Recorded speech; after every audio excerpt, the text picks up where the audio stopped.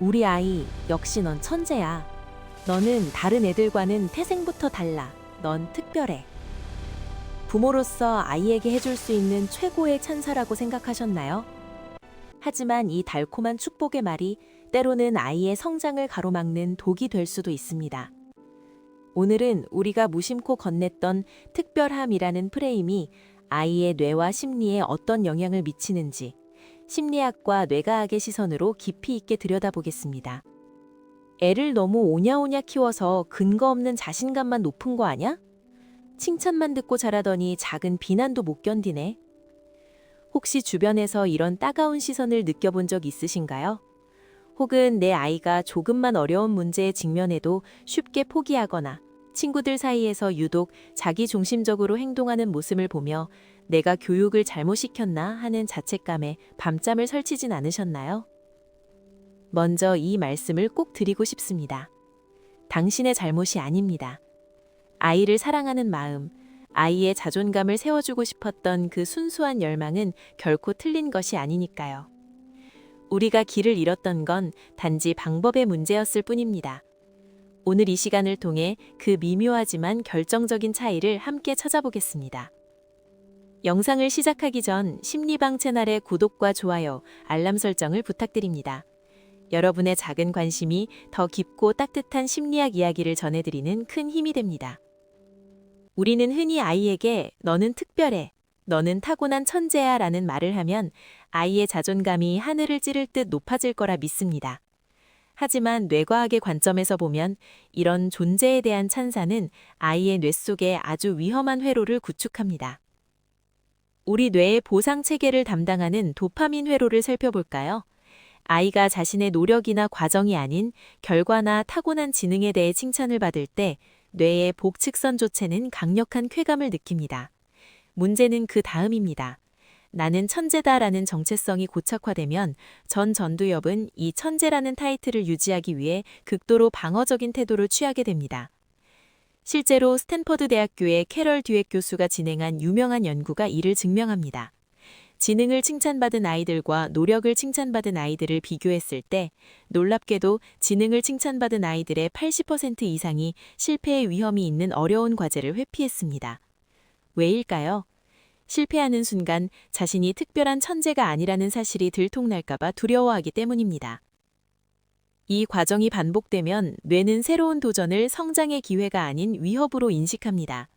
스트레스 호르몬인 코르티솔 수치가 급증하며 학습 효율은 떨어지고 오직 남들보다 우월해 보이고 싶다는 욕구만 비대해지죠.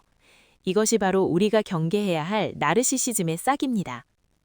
이해를 돕기 위해 한 가지 비유를 들어보겠습니다. 여기 두 가지 유형의 건축물이 있습니다. 하나는 겉모습이 화려하고 눈부신 유리성입니다. 멀리서 보면 세상 어떤 건물보다 특별하고 아름답죠. 하지만 이 성은 치명적인 약점이 있습니다. 돌멩이 하나만 날아와도 작은 진동만 있어도 한순간에 산산조각이 나버립니다. 너는 특별해라는 칭찬으로 쌓아 올린 자존감이 바로 이 유리성과 같습니다. 타인의 시선과 칭찬이라는 외부 조건에만 의존하기 때문에 비판이라는 작은 충격에도 무참히 깨져버리죠. 반면 다른 하나는 겉은 소박해 보여도 단단한 돌로 한 층 한 층 쌓아 올린 석조성입니다. 태풍이 불고 비바람이 몰아쳐도 끄떡없습니다. 이 돌들은 아이가 흘린 땀방울, 실패를 딛고 일어선 경험, 그리고 네가 이만큼 노력했구나라는 과정을 인정받으며 쌓인 단단한 자존감의 조각들입니다. 우리는 아이에게 화려하지만 위태로운 유리성을 지어주고 있었나요? 아니면 투박하지만 견고한 석조성을 쌓는 법을 가르치고 있었나요? 그렇다면 뇌 안에서는 구체적으로 어떤 일이 벌어지는 걸까요? 우리가 아이에게 넌 타고난 천재야 라고 말할 때 아이의 뇌는 고정 마인드셋의 회로를 강화합니다. 지능이나 재능이 변하지 않는 고정자산이라고 믿게 만드는 것이죠. 뇌과학적으로 보면 인간의 뇌는 경험과 학습에 따라 끊임없이 변화하는 뇌 가소성을 가지고 있습니다. 우리가 새로운 것에 도전할 때 신경세포인 뉴런 사이의 연결망인 시냅스는 굵고 튼튼해집니다. 하지만 넌 이미 완성된 존재, 천재라는 칭찬을 받은 아이의 뇌는 이 시냅스를 확장할 동기를 잃습니다. 이미 최고인데 굳이 에너지를 써서 변할 이유가 없기 때문입니다. 실제로 기능적 자기 공명 영상 촬영 결과 존재 자체를 칭찬받은 아이들은 어려운 문제를 만났을 때 뇌의 전대상회 부위가 과도하게 활성화되는 경향을 보였습니다. 이곳은 갈등과 오류를 감지하는 곳인데 천재라는 타이틀이 위협받는 순간 뇌가 극도의 비상사태를 선포하는 겁니다.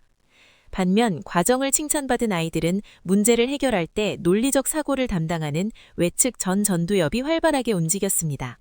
실패를 공포가 아닌 풀어야 할 퀴즈로 인식하는 것이죠. 여기서 우리는 아주 선명한 대비를 이루는 두 가지 대상을 떠올려 볼 수 있습니다. 바로 박제된 박물관의 보석과 끊임없이 흐르는 강물입니다. 너는 특별해라는 칭찬 속에 닫힌 아이는 박물관 유리 케이스 안에 놓인 화려한 보석과 같습니다. 남들에게 보이는 모습은 눈부시지만 그 자리에 멈춰서서 단 한 발자국도 스스로 움직일 수 없습니다.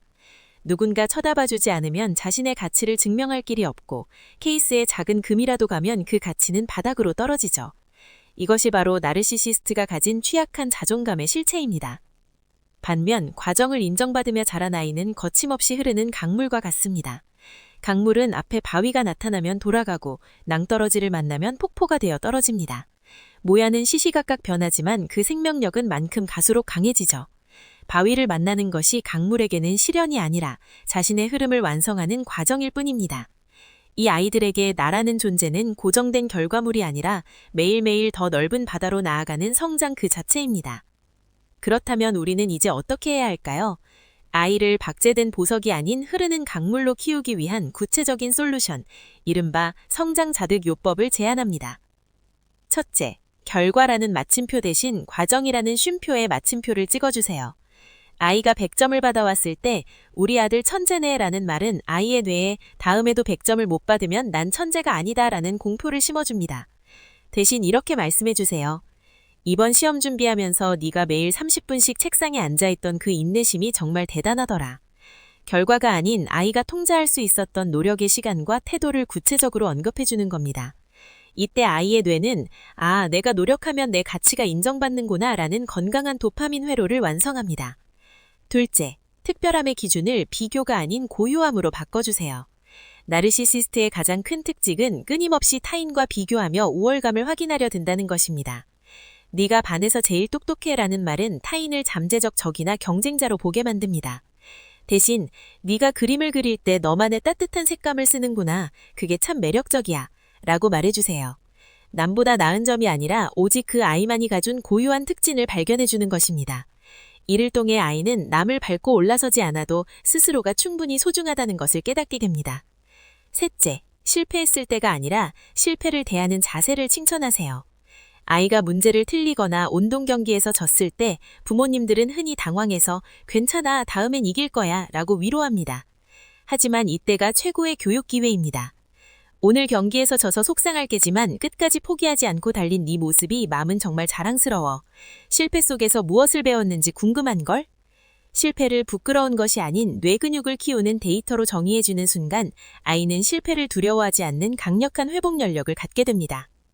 이렇게 실패를 두려워하지 않고 배움의 기회로 삼는 아이의 뇌는 시간이 흐를수록 남들이 범접하지 못할 강력한 무기를 갖게 됩니다. 바로 진정한 회복 연력입니다. 타인의 칭찬에 중독되어 자신을 화려하게 포장해야만 했던 나르시시스트의 안정이 아니라 어떤 풍파에도 꺾이지 않는 단단한 내면의 뿌리를 내리는 것입니다. 시청자 여러분, 지금까지의 이야기를 들으면서 혹시 이런 걱정이 들진 않으셨나요? 이미 우리 아이가 타인의 시선에 너무 민감한데 내가 너무 늦게 깨달은 것 아닐까? 혹은 이미 나르시시스트의 기질이 보이는 것 같은데 어떡하지? 라며 자책하고 계실지도 모르겠습니다. 하지만 단언합니다. 전혀 늦지 않았습니다. 앞서 말씀드린 뇌 가소성은 아이가 성장하는 내내, 심지어 성인이 된 후에도 끊임없이 작동하기 때문입니다. 사실 아이가 보여주는 그 예민함이나 남들보다 우월해 보이고 싶은 열망 자체는 고쳐야 할 단점이 아닙니다. 오히려 그것은 아이가 타인의 에너지를 읽어내는 세밀함이 탁월하고 무언가 잘해내고 싶다는 성취 욕구가 그만큼 뜨겁다는 증거입니다. 이 날카롭고 뜨거운 에너지가 나르시시즘이라는 잘못된 방향으로 흐르지 않게 부모인 우리가 살짝 물길만 터주면 됩니다. 그러면 그 예민함은 타인의 아픔을 어루만지는 깊은 공감 능력이 되고 그 열망은 세상을 바꾸는 위대한 몰입화 에너지가 됩니다. 남들이 가지지 못한 이 특별한 엔진은 훗날 아이가 사람의 마음을 움직이는 예술가가 되거나 복잡한 문제를 해결하는 혁신적인 리더가 되었을 때 세상 단 하나뿐인 무기가 되어줄 것입니다. 우리가 지금 당장 해야 할 일은 아이의 머리 위에 씌워진 무겁고 위태로운 천재라는 왕冠을 내려놓게 도와주는 것입니다. 왕冠을 쓴 왕은 그 자리를 뺏길까봐 늘 불안에 떨며 주변을 경계하지만 왕좌에서 내려와 맨발로 대지를 딛고 서는 아이는 세상 어디든 갈 수 있는 자유를 얻습니다. 아이가 왕좌에서 내려와 마음껏 흙탕물을 튀기며 넘어져보고 다시 툭툭 털고 일어나는 진짜 삶의 기쁨을 맛보게 해주세요. 부모로서 우리가 줄 수 있는 가장 위대한 유산은 너는 남들보다 특별하다라는 차별적인 선언이 아닙니다. 바로 네가 어떤 모습이든 심지어 실패하고 무너진 순간에도 너는 여전히 소중하고 온전한 존재라는 무조건적인 신뢰입니다. 이 신뢰라는 비료를 먹고 자란 아이는 굳이 자신을 증명하려 애쓰지 않아도 어느덧 스스로 찬란한 빛을 빛내는 거목으로 성장해 있을 것입니다. 오늘 밤 깊이 잠든 아이의 머리맡에 앉아 가만히 손을 잡고 마음속으로 읊어주세요. 사랑하는 내 아이야, 너는 천재가 아니어도 괜찮단다.